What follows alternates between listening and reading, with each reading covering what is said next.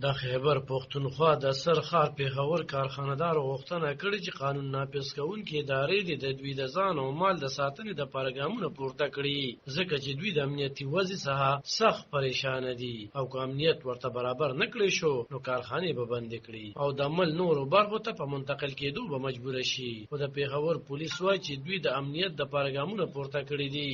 پیښور کې د کارخانه‌دارو اتحادیې پرون ویلي چې د کارخانه‌دارو غونډه شوې او دوی د قلنګ پرچیانو لاسي بمونو بریدونو د امنیت د نشوالي سره مخ کړي او سخت اندېښمن کړي دي. د کارخانه‌دارو مشر ملک عمران اسحاق ویلي چې د حکومت ذمہواری ده چې کاروباري طبقه ته تحفظ ورکړي. دوه ورځې وړاندې د پیښور په خوندي ګڼل کېدونکې علاقې حیات آباد کې د یو کارخانه‌دار په کور د لاسي بمونو برید شوی. ځاني تاوان پکې نه و شوی، خو څلورو ګاډو او کور ته تاوان اوښتی و.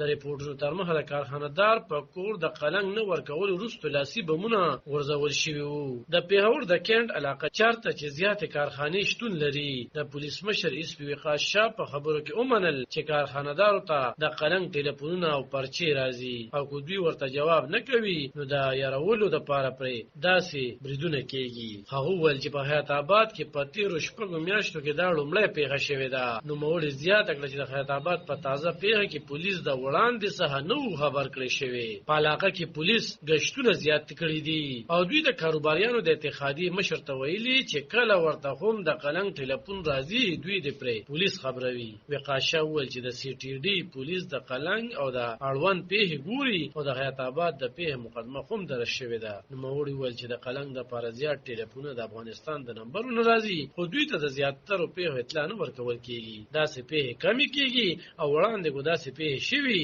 نو دوی بیا په حیات آباد کې پولیس زیات کړي او ګامونه یې پورته کړي دي.